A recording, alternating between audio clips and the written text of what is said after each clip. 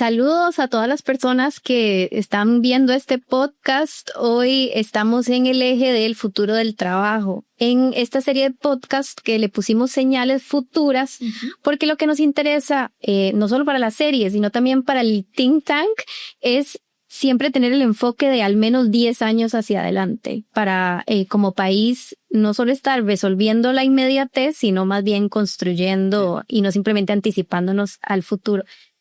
Hoy estoy demasiado contenta de estar aquí con Vanessa Gibson de CINDE, que en la asamblea, lástima, no nos tocó trabajar tan en conjunto como hubiera querido, pero disfruto mucho cada vez que hablo con usted, y cuando estábamos definiendo este eje, me parece que es la persona ideal para trabajar este tema.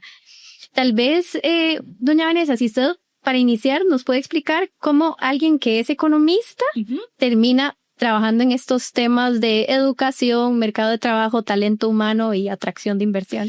Pues fíjese que al final del día es la base de la economía, ¿verdad? Entonces he tenido la oportunidad de, después de tener una carrera como economía, ¿verdad? Y con todos los chistes que hacen de los economistas, de poder desarrollarme mucho en esa área en donde se define las estrategias de desarrollo país, ¿verdad? Y en ese contexto, precisamente, y en el contexto actual global, y particularmente Costa Rica, en donde estamos en la era en donde el recurso más escaso es talento, el conversar acerca de la evolución y las tendencias del mercado laboral son muy pertinentes. Costa Rica se ha logrado posicionar, y sabemos la historia de que después de los 80s logramos posicionar al país para atraer inversión extranjera directa, pero hoy estamos en un modelo económico global en el cual todas las empresas nacionales y extranjeras están en el reto de poder encontrar talento. Y por talento no estamos hablando de la persona que está viva y que está buscando un empleo, sino la persona que además cuenta con todas las habilidades que las empresas están buscando. Y ahora, pensando en nuestro país, a su juicio, ¿cuál sería la principal desconexión que hay entre el sistema educativo y las necesidades de talento? Bueno, yo creo que, y particularmente en los últimos 18 meses, lo que hemos visto es simplemente abrirse y hacerse más profunda la brecha entre esa oferta y esa demanda. ¿Y de qué manera? De que los avances tecnológicos y todas las tendencias globales, por ejemplo, el tema del desarrollo tecnológico con la inteligencia artificial, los problemas de reto globales como el cambio climático, la evolución de la demografía, todos estos son elementos que nos llevan a estar acá, sentadas, Andrea, en un momento en el cual definitivamente necesitamos un sistema de desarrollo de talento que se acomode a estas nuevas tendencias, ¿verdad? Estamos hablando no solamente de pensar en un sistema educativo que forma niños y adolescentes y jóvenes, por lo que tradicionalmente es el sistema, sino que integre ahora en una actividad continua de formación a toda la población, ¿verdad? Y entonces, ¿cuánto de nuestros adultos mayores, de los adultos ya más expertos en el modelo, tienen acceso a seguir desarrollando sus capacidades? Entonces, el replantear el paradigma de la educación es hoy, junto con resolver el tema energético y demás, uno de los principales problemas globales de los cuales nuestro país no se escapa.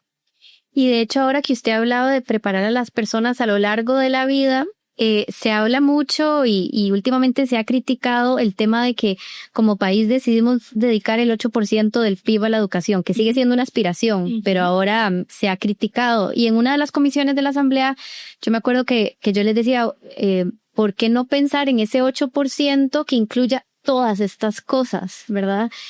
También lo que llaman reskilling y upskilling, que usted me lo puede explicar mucho mejor que yo, pero ampliar la visión y que no se quede simplemente en un pleito por el número, sino como el modelo. No, total. Y el reto de un país de gastar 8% de su PIB en educación, y particularmente en nuestro caso, hace que este problema del paradigma educativo sea aún más complejo, ¿verdad? Porque al final del día, como usted decía, la formación, la educación continuada, como se le dice, continuing education, lo que implica es que el talento que ya está formado, el cual ya invertimos, hay que reeducarlo, ¿verdad? Eso es el reskilling, ¿verdad? Hay que darles nuevas habilidades.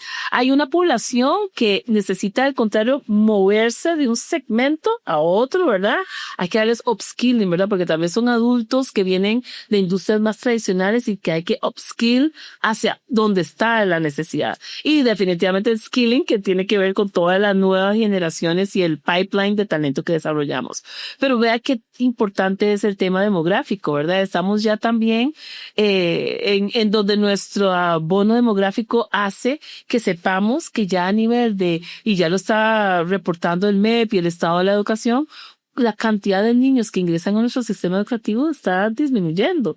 Pero la infraestructura hay que mantenerla porque ahora hay que incorporar nuevos actores o nuevos estudiantes al sistema y de alguna manera replantear cómo ensayamos y cómo enseñamos a las distintas poblaciones. No es lo mismo darle matemática a una niña de 9 años o una chica de 12 en un colegio a retomar a una madre soltera que ha trabajado en la industria textil o de dispositivos médicos para que aprenda conceptos básicos nuevamente. Tenemos que tener un esquema hecho a la medida. Y ese es uno de los retos más grandes que creo que está permeando también en el sistema educativo.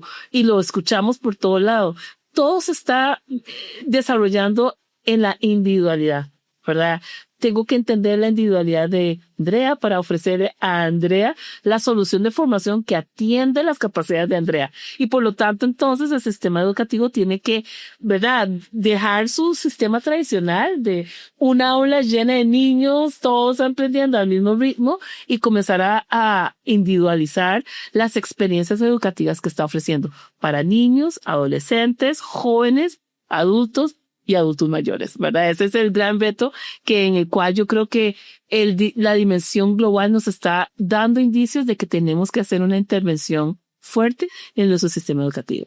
¿Y cómo se podría hacer eso con un sistema que estamos en lo que ha llamado el apagón educativo, ¿verdad? Las personas, los profesores y profesoras, y especialmente en instituciones públicas, pues muchas veces trabajan con las uñas, ¿verdad? ¿Cómo decirles a ellos y ellas que además tienen que hacerlo individualizado? ¿Qué herramientas como país se le debe dar a esas personas para lograr eso? Yo creo que el reto más grande, más allá de solamente resolver el tema de infraestructura, de capacidad de nuestros profesores y maestros y maestras, es primero definir el sistema que vamos a utilizar, ¿verdad? Porque no se trata de reinventar sobre el mismo esquema. Okay. Y yo creo que hay ejemplos también a nivel internacional que podemos tomar. Nosotros hemos visto zonas que tradicionalmente habían estado totalmente rezagadas en procesos académicos.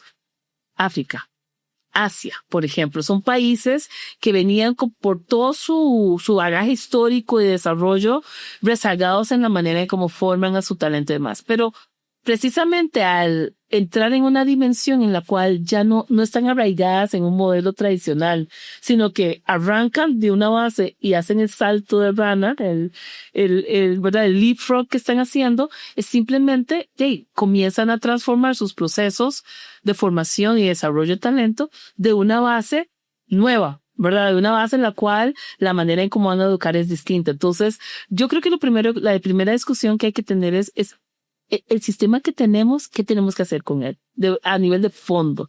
Y a nivel de forma, entonces, ¿cómo incorporamos a estas profesoras, estos profesores, las herramientas que tenemos? ¿Cómo integramos ahora más la tecnología como un habilitador, verdad? Porque a veces vemos la tecnología como un reto o como un riesgo en los sistemas, y al contrario, lo que tenemos que entender es que la tecnología nos viene a potencializar, ¿verdad? Y en ese contexto, también, ¿verdad? La teoría de Moore nos dice que la tecnología incluso se ha ido abaratando. Entonces, hasta en presupuestos muy limitados, ¿verdad? En donde los open source y todas las posibilidades que hay, algo uno puede capturar. Entonces, mi primer sugerencia sería, bueno, replanteemos cuál es el sistema educativo que queremos o que necesitamos. Y en eso, ¿cómo hacemos el reskilling? no solamente de nuestra masa de profesores y de maestros y demás, sino incluso cómo reutilizamos y aprovechamos los poquitos recursos que tenemos, ¿verdad? Porque sabemos que estamos limitados, pero es pensar diferente para tener un resultado diferente. Y en este tema de fondo que usted decía de repensar el modelo, ¿cómo debería de ser ese nuevo modelo? Creo que ese nuevo modelo tiene actores nuevos, ¿verdad? Este sistema nuestro tradicional, uno imagina el modelo educativo pensado desde la plataforma, la mesa educativa. Creo que hoy los actores que están definiendo y que tienen aún más insumos en tiempo real, que es en donde todo se está dando, es trayendo a todos los actores a la mesa. El sistema educativo tradicional, las universidades, los colegios y demás están ahí sentados, son el objeto de nuestra necesidad, pero hay que traer los que están transformando el mundo. Están los mismos jóvenes, la misma gente mayor que necesita ser educada. O sea, el objeto de estudio tenemos que traerlo a la mesa también, porque si vamos a individualizar el modelo necesitamos su input. Y definitivamente hay que poner alrededor de la mesa los actores que están generando la demanda, que son las empresas, ¿verdad? Las organizaciones. Integrar un ecosistema realmente conectado y que esté lubricado para retroalimentar cada vuelta que le vemos al sistema, ¿verdad? Y yo creo que es ahí donde están los mayores retos, ¿verdad? Que estamos muy habituados a que ciertos temas se discuten en ciertos contextos y con ciertos actores. Para lo rápido que necesitamos que se muevan las cosas, necesitamos del apoyo y de la contribución de todos. Algo interesante de lo que usted decía de la presencia de las universidades, yo, digamos, algo que disfruté mucho de mi formación en la universidad era esta formación humanista, ¿verdad? Que defiende las universidades públicas, pero por otro lado, también entiendo la crítica que se les hace de que es, bueno, eso está muy bien, pero hay que preparar también la gente para el trabajo. Exactamente. ¿Verdad? ¿Cómo lograr? Porque yo no quisiera que la educación termine siendo preparándome para buscar un trabajo, sino esta cuestión más amplia de que cómo soy mejor persona, cómo me descubro quién soy y eso, los valores también que cada uno se tiene que definir. Entonces, para usted sí hay espacio para esta visión, obviamente entendiendo que desde las universidades hay mucho que mejorar. Pero... Totalmente. Mucho espacio de mejora, pero lo más importante, nuevamente, estamos en un nuevo paradigma, ¿verdad?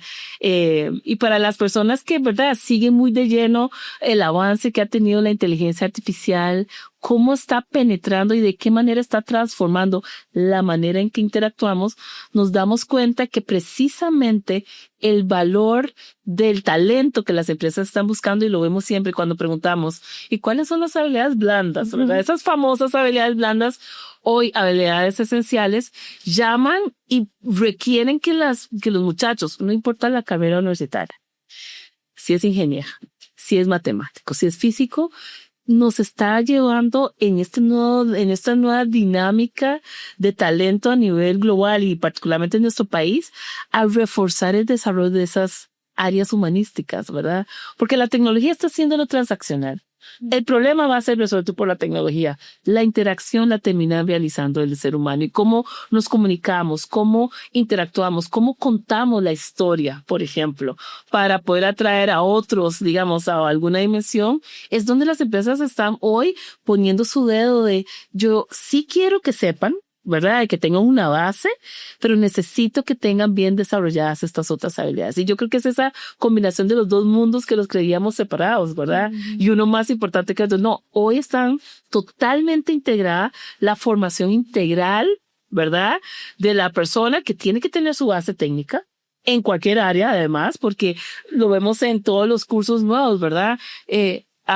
Inteligencia artificial para música, inteligencia artificial para contadores, para todo hay. Entonces, ahí es donde tenemos que reforzar de que, y nos lo dicen mucho las empresas con las que trabajamos, necesitamos que la gente tenga una forma distinta de pensar y de enfrentar los problemas, pensando más allá en la parte solamente técnica, pero también la parte de cómo atraer y cómo, ¿verdad?, generar el impacto que se está buscando. Y por ello es que en una de las últimas charlas que di en una universidad, yo les decía, estudien lo que quieran, ¿verdad? Estudien la carrera que deseen.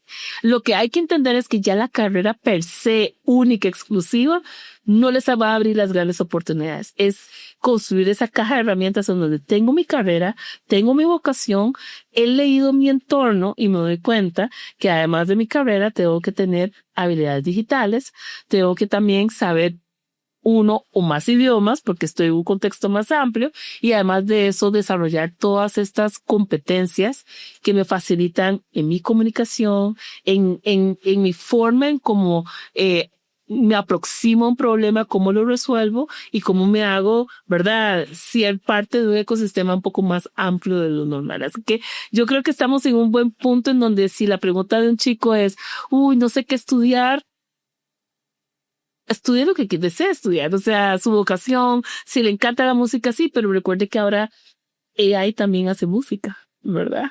Y hace hits que llegan a los primeros lugares, ¿verdad? Que quiero estudiar cinematografía, perfecto, tiene una herramienta súper poderosa. Entonces, ¿cuál es el valor agregado de tener al humano entonces en estas interacciones? Precisamente la parte humana, que es la parte humanística, como usted mencionaba.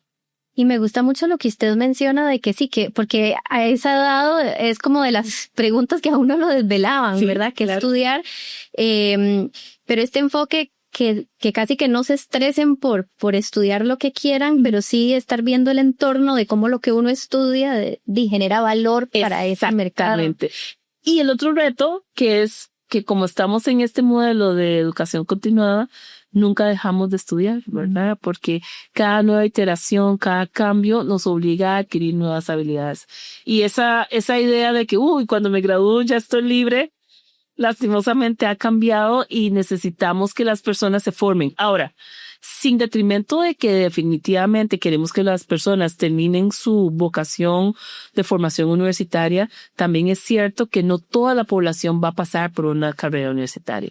Pero igual, es interesantísimo cómo personas que tal vez terminaron el colegio igual desarrollan una carrera exitosa porque lograron leer bien su entorno y adquirir estas competencias alrededor de los cursos, las certificaciones, los trainings, como los nanodegrees.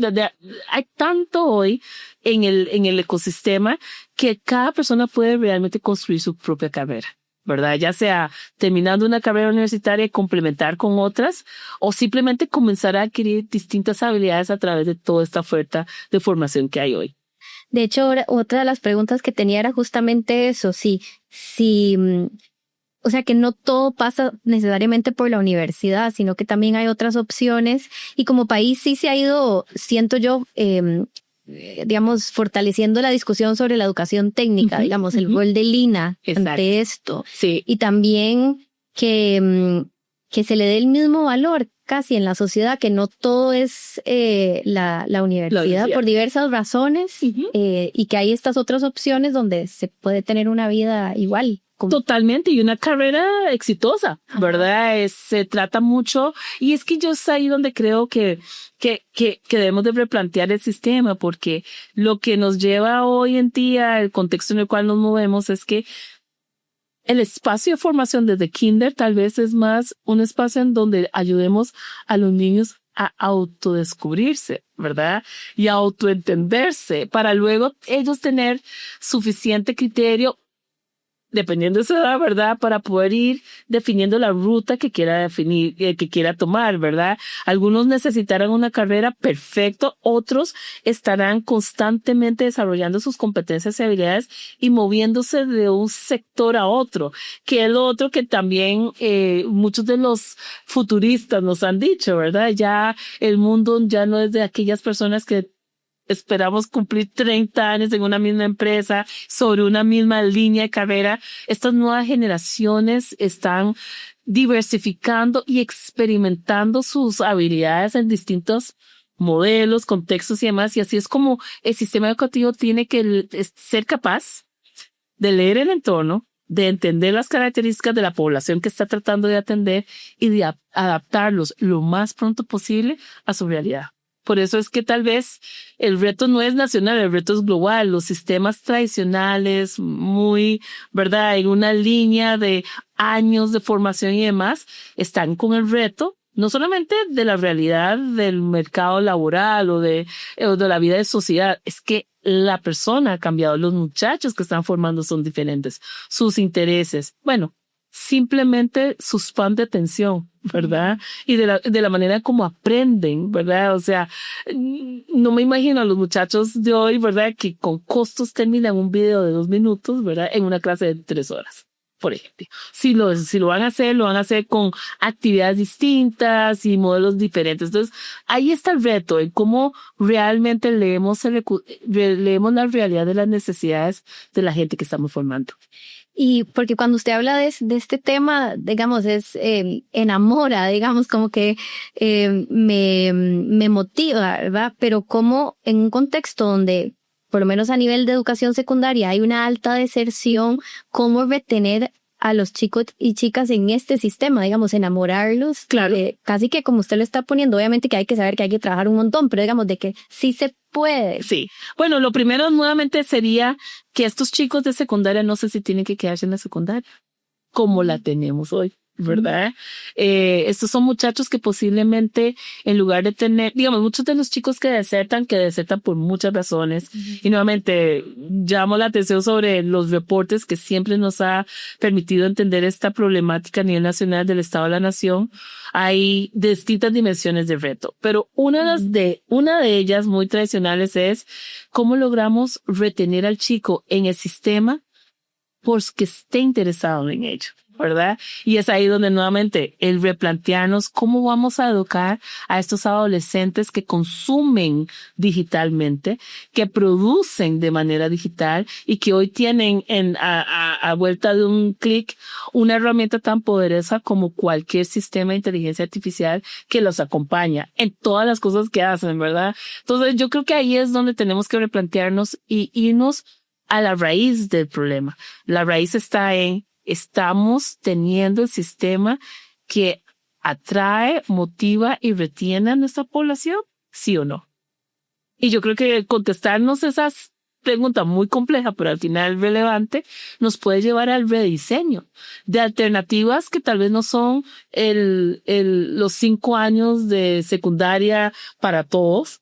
Habrá muchachos que lo terminan, pero habrá otros que tenemos que darles una alternativa distinta en función de su realidad socioeconómica, de sus intereses, de sus propias habilidades. Entonces yo creo que estamos en un momento de transición, creo, Andrea, en donde hay que irnos modelando cuáles van a ser estos cambios que tenemos que tratar de que resulten ser un cambio estructural de nuestro sistema educativo. Y yo creo que como país tenemos que perder el miedo a tirar esas preguntas complejas y a tener la conversación, digamos, que al final puede ser que no genere algún cambio o que sí, pero por lo menos en la asamblea a veces sí me preocupaba que tan solo plantear un tema ya podía escandalizar como algo a alguien. Digamos. Claro. Yo fui firmante, no lo redacté, pero de un proyecto para homeschooling, para habilitar esa opción en el sistema educativo. A ver, no todo el mundo va a escoger esa opción, no es la ideal para todos. A ver, puede ser muy criticada, lo que sea, pero yo lo que decía es, pero tengamos la conversación. Exactamente. Perdámosle el miedo. Sí. Como a generar la idea y si al final pues no. Exactamente. Pero sí, volarse. Exactamente. Y es que esos cambios estructurales requieren, siento que tenemos la afición de pensar que todo tiene que ser consensuado, ¿verdad? Sí, también. Y entonces dejamos de lado las personas que no necesariamente caen en el mismo modelo, ¿verdad? Entonces estructuramos, construimos una caja y esperamos que todo el mundo pueda entrar por esa caja.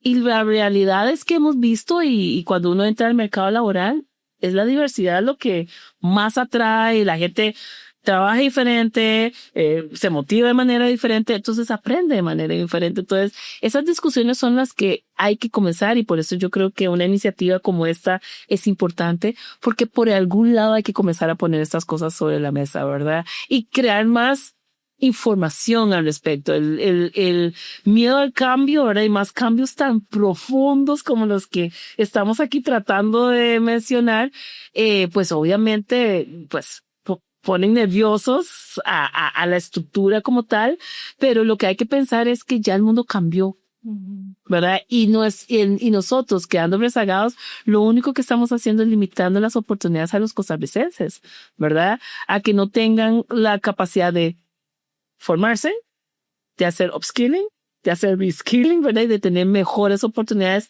no solo de trabajo, sino de esta vida de sociedad que estamos viendo inmersa en este nuevo mundo. Y en este mundo que sí, usted como bien dice, ya cambió, que a veces uno se aferra y quisiera como pensar, no, pero vamos a volver a como era antes, digamos, en este y en otro montón de temas, pero una de lo difícil y que este tipo de think tanks es lo que buscan es como, o sea, supérenlo, ya se generó el cambio, ahora hay como que adaptarse. Exacto. Pero en este contexto, al menos nacional, donde se ha hablado de que estamos en este apagón educativo, ¿qué acciones se podían hacer hoy, entendiendo que no se van a resolver hoy, pero digamos a partir de hoy para ir enfrentando ese apagón? Yo creo que mucho de la parte de fondo es lo que usted está tratando de promover, es la discusión de fondo, ¿verdad? O sea, el apagón es claro, no solamente estadísticamente, sino uno lo experimenta, ¿verdad? Los muchachos no tan motivados, no con la proficiencia, digamos, cognitiva que deberían de tener dependiendo de el área geográfica, además de donde están, simplemente los estamos vetando, ¿verdad? Nosotros tenemos que pensar que esta discusión no es solamente de que usted y yo estemos acá, que ya de por sí hemos recorrido algo de carrera, sino que las generaciones que vienen con estas desventajas, simplemente les estamos minando su futuro. Entonces, es un tema urgente, ¿verdad? No de modificar estructuralmente qué pasa en 20 años mientras vemos eso, sino encontrar qué mecanismos nos recuperan a la población impactada. O sea, ¿es devolverlos al colegio? Tal vez no. Es devolverlos a un sistema que les abra las oportunidades, pero que además los atienda en su contexto y en sus necesidades, ¿verdad? Y ahí es donde, nuevamente, hace falta realmente aterrizar lo que tantos reportes nos dicen, lo que estamos experimentando, lo que vemos en la calle, lo que están experimentando las empresas que nos dicen, es que ya no encuentro talento en Costa Rica, ¿verdad? Y teniendo tanto joven, tanta mujer desempleada, pero que no hace match con la evolución de los trabajos que estamos viendo, ¿verdad? Yo creo no voy a decir 100%, pero sí estoy convencida de que la inteligencia artificial, por ejemplo, no es que nos va a eliminar, pero si nosotros no tenemos un plan a partir de la inteligencia artificial, definitivamente lo que pasa es que quedamos rezagados y ya no tenemos espacio para poder competir en igualdad de condiciones, no con la inteligencia artificial, sino con todos los demás personas que a nivel global supieron aprovechar esta herramienta para llevar su perfil de trabajo, de estudio, de interacción a otro nivel, ¿verdad? Entonces eso es lo que yo creo que hay que terminar de aterrizar. Creo que aún estamos en esta época en donde todo el mundo habla de estos temas como hacia el largo plazo, como que es algo que va a venir, o como tipo Hollywood, ¿verdad? No, es que ya estamos ahí, ya el impacto está, ya lo estamos sufriendo, ya más, ¿verdad? Ya más señales no nos pueden dar. Ahora toca accionar, ¿verdad? Y aparte de lo que usted decía, hace algunas preguntas de que no todos los actores que deberían de estar están sentados en la mesa. ¿Qué otros obstáculos ha habido para, digamos, entrarle al tema? Yo creo que de los obstáculos más grandes, y hablando de la cohesión, que un reto tan grande como el que estamos enfrentando debería ser natural, de que todos vayamos en humildad a preguntar qué hago, ¿verdad? Y no necesariamente estamos ahí aún, ¿verdad? Porque creo que nadie tiene la solución. O sea, no es una u otro. Hay que trabajar de manera coordinada y cada quien aportando. Pero siento yo que en este momento tal vez lo que está haciendo falta es esa goma. ¿Quién va a generar el espacio? Por lo menos para que lleguen dos. Ya cuando tengamos dos, vamos, ¿verdad? Aunque sea de alguna manera, cómo logramos comenzar a crear esa cohesión alrededor del reto que enfrenta el país y por lo tanto nuestra gente en lo que se percibe como es el impacto en el mercado laboral actual. Alguien tiene que facilitar ese arranque, ¿verdad? Y yo creo que uno de los actores tal vez más sensibles porque lo viven es precisamente el sector productivo. El sector productivo está inmerso en una serie de retos, pero porque necesitan sobrevivir, creo que van a estar un poco más abiertos a comenzar a conversar y a aportar. Esperaría que de igual manera, porque es de su área, el sector académico, ¿verdad? En cualquiera de sus formatos, sea educación técnica, universitaria, para universidad, todos están llamados de todas formas. Yo creo que, y la sociedad civil, porque yo creo que nuevamente tenemos que echarle mano a qué es el reto que están realmente enfrentando las personas. Trabajos hay, pero no los consiguen. Las empresas dicen que no hay gente, pero hay gente desempleada. Entonces, esa disonancia que se está dando a nivel del ecosistema es tal vez uno de los primeros puntos que hay que atacar y de ahí comenzar a pensar en, ¿verdad? No tratar de resolver el gran problema día uno, pero sí comenzar a implementar. Nosotros hicimos una actividad con las empresas el año pasado porque aunque no teníamos a Claude, por ejemplo, ¿verdad? Como está hoy, ya veíamos algunos indicios acerca del reto que se está dando de la oferta de talento en el país y la percepción que tienen las empresas de si existe suficiente talento en Costa Rica.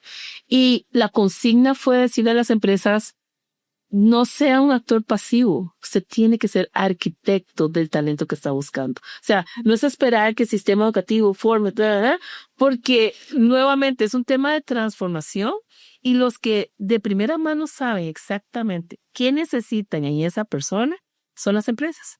De todos los sectores, no solamente de algunos, no solo las multinacionales, los sectores locales, el agro, todo el mundo, las empresas tienen muy clara su necesidad.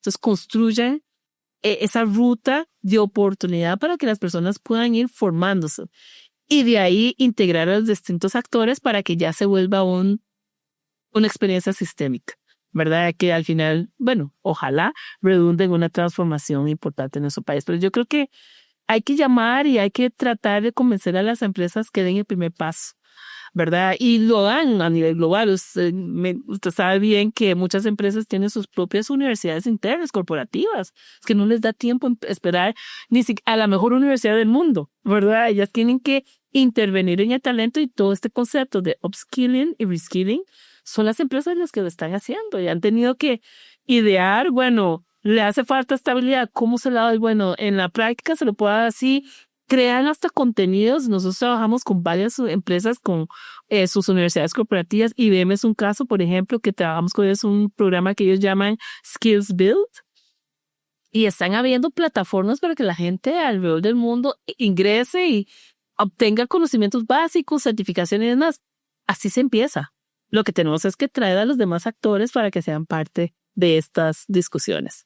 Y es que también las empresas, y como usted decía, no solo las multinacionales, sino las locales de todo tipo, también están en una situación de presión, de sobrevivir en el mercado también.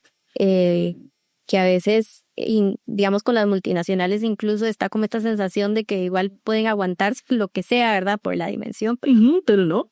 A veces tienen hasta más presión, porque cualquier movimiento en falso les cierra un mercado, ¿verdad? Entonces, es un tema muy, muy importante. Ahora, particularmente con esta discusión de talento, se está viniendo un tema muy interesante que los países aún no están discutiendo abiertamente, y es el hecho de que ya un talento formado y hecho, pasando por un proceso de reskill, ya los mercados han perdido sus fronteras. Y nosotros tenemos muchas personas aquí en Costa Rica que tienen 2 o 3 empleos.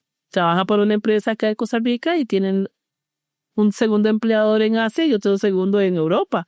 Porque está la necesidad de encontrar talento en el que las empresas están contratando el talento donde sea que esté, ¿verdad? Y ese es un reto, porque ¿qué tal si al final del día en lo que Costa Rica logra aprovechar como su ventaja competitiva por su historia y su tradición educativa es precisamente formar talento para el mundo? Es totalmente viable porque hoy la tecnología lo permite. Usted puede estar trabajando aquí en Costa Rica, en una playa o en su casa, donde sea, y trabajándole a una empresa en Londres o en Asia. Igual, todo depende de su capacidad de acomodarse a los horarios. Pero ese modelo se está proliferando y entonces, ¿cuál va a ser el reto? Yo estoy compitiendo no con usted que la tengo a la par, estoy compitiendo con el resto del mundo. por un puesto. Entonces tenemos que tomar en cuenta cómo se están todas las señales que el mundo nos está tirando. Ya hay señales muy claras, ya hay evidencia, ya lo estamos experimentando, ya lo estamos escuchando, hay que tomar una acción, ¿verdad? Y algo que no solo en la asamblea, sino un poco repensar es lo que busca es como que Costa Rica, que podemos perfectamente ser pioneros. Total. Lo hemos sido en el pasado y todavía tener como esa hambre de decir, aunque seamos un país aún en vías de desarrollo, igual en muchas cosas fuimos líderes. Exactamente. Podemos seguirlo siendo. Y en el tema, por ejemplo, y insisto en este concepto de la penetración de la inteligencia artificial, nadie ha resuelto el qué o el cómo, ¿verdad? Todo el mundo sabe que está ahí y todo el mundo está tratando de entender. Las empresas, se lo puedo garantizar, todas están invirtiendo, ninguna está totalmente segura de hasta dónde va a llegar su proyecto de inteligencia artificial, igual los países. Entonces, no es decir que estamos todos en igualdad de condiciones a nivel de esta competencia, pero usted tiene un punto muy válido. Costa Rica, con la base que tiene, puede liderar en cómo adaptar su ecosistema ante el embate, digamos, o la presencia de un monstruo tecnológico como es la inteligencia artificial, e incluso ser, ojalá, guía para otros países en igual procesos de desarrollo que quieran aprender de nuestra experiencia. Nuestro tamaño nos hace un buen laboratorio, somos muy boutique, y lo que nosotros desarrollamos e implementamos puede ser guía para muchos otros países, pero tenemos que tomar la decisión de avanzar y de buscar liderar en estas áreas. Y ahora que usted habla de a nivel global, ¿cuál es el rol del bilingüismo en eso? Y no solo ahora del bilingüismo, sino también otros idiomas. Digamos, todavía deberíamos de enfocarnos en que el país aprenda inglés, o hay que ir más allá y estar pensando en otros idiomas. Por lo que hablábamos ahorita de todas las interacciones humanas que van a determinar mucho el valor de los servicios que se dan, ¿verdad? Porque esto es lo otro, ¿verdad? El mercado global, más allá de lo tangible, ¿verdad? De los bienes, se ha estado profundizando mucho en lo que no es una palabra muy aceptada o muy generalizada, en la servificación de los mercados, ¿verdad? Servificación. O sea, la manufactura se está servificando en el sentido de que yo manufacturo no pensando en el gadget, ¿verdad? En el teléfono, sino en todos los servicios que le va a proporcionar. Y en ese contexto, las interacciones van a depender mucho de los mercados. Y un segundo, tercer idioma definitivamente va a hacer la diferencia. Claro está, por ejemplo, pensando en toda la tendencia, la macro tendencia, por ejemplo, del envejecimiento global, nos dice que un nicho importante que va a crecer es la economía plateada, ¿verdad? La economía de todo lo que va a ser los servicios de cuido y demás, en todo el ámbito, porque la gente dice cuido y dice, ay no, yo no voy a ser enfermera de nadie, pero no, es que cuido va hasta el más alto nivel, a nivel de especialización en todo lo que es geriatría, todas esas áreas, y por lo tanto, hay que pensar que estaríamos pensando en atender personas de cualquier parte del mundo, ¿verdad? Que va a buscar mejorar su calidad de vida. Entonces, acá en Costa Rica, que tenemos tantos indicios, zona azul, el servicio, la manera en cómo culturalmente nos desenvolvemos, podríamos convertirnos en un hub de economía plateada, ¿verdad? Y abrirle oportunidad a tanta persona de todas las edades a estar en uno de los mercados que definitivamente va a seguir creciendo. Lo que es salud, ¿verdad? Sostenibilidad alimenticia y la demografía a nivel de todo lo que tiene que ver con la atención del adulto mayor, que va a ser en algún momento la población más grande y con capacidad adquisitiva, ya deberíamos estar formándonos para estas oportunidades que ya se vienen. Y otra duda que me genera, digamos, porque Costa Rica ha sido exitoso en la atracción de inversión extranjera directa, ¿verdad? Del cambio de modelo, pero, y no sé si la palabra que voy a usar es la correcta, pero a veces me preocupa que estamos como en una economía bifurcada, ¿verdad? Uh-huh. Por un lado, ese modelo que ha sido exitoso, pero que no necesariamente ha permeado en el resto del país, entonces la desigualdad sí es una preocupación. ¿Cómo ¿Cómo atender eso? Yo creo que estamos nuevamente, como estamos en un punto de inflexión y los flujos de inversión extranjera directa, ya lo hemos venido diciendo, están cambiando, ¿verdad? Sí, tenemos sectores muy dinámicos, servicios corporativos, que es el que más empleo genere, más talento demanda, manufactura avanzada, en donde hay definitivamente una oportunidad global porque todos estamos usando algo conectado y además los dispositivos médicos. Definitivamente estamos en un punto en donde podemos, por lo que hablábamos ahora, de las nuevas economías del futuro, buscar salvar los errores del pasado, ¿verdad? ¿De qué manera integramos desde un principio a todo Costa Rica, digamos, en la estrategia? Y un ejemplo es esto que hablamos, por ejemplo, de la economía plateada, ¿verdad? Porque al final sí hay todo un modelo de cuidado, ¿verdad? Países desarrollados como Japón, ¿verdad? Que muchos de los adultos mayores cuidados por un robot, por ejemplo. Eso es real. Y tenemos acá una población que definitivamente calificaría súper bien como parte de una estructura económica de cuidado, ¿verdad? Donde gente, ya sea por edad o por nivel de condición médica, requiere ser atendida de cierta forma. Costa Rica se puede convertir en ese lugar donde vienen, se rehabilitan o simplemente siguen, ¿verdad?, el curso de su vida, en donde desarrollamos todas esas capacidades, en donde yo no vería ninguna diferencia entre la persona que vive en Limón a la que vive en Guanacaste y demás. Es un tema efectivamente de desarrollar este nuevo polo de desarrollo económico, dándole a las personas, eso sí, la formación adecuada para poder competir a nivel global, ¿verdad? Así como tenemos la economía plateada, la economía circular, ¿verdad? Esto es, si vamos a seguir sustentando nuestro planeta y claramente con los problemas que tenemos de cambio climático y demás, la economía circular viene a ser una oportunidad muy grande y es un modelo económico altamente apetecido.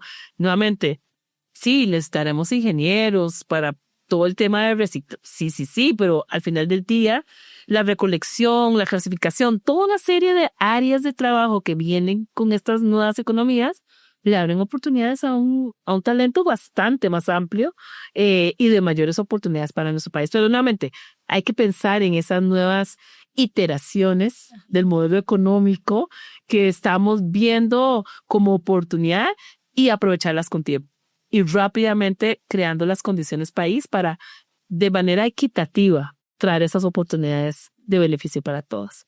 Y me gusta esto que usted dice de las iteraciones, porque sí, cuando las críticas que se le hacen al modelo, algunas que creo que hay que prestar atención, para mí la respuesta no es ahora, entonces chao el modelo, ¿verdad? Sino más bien cómo fortalecerlo para que sea más inclusivo.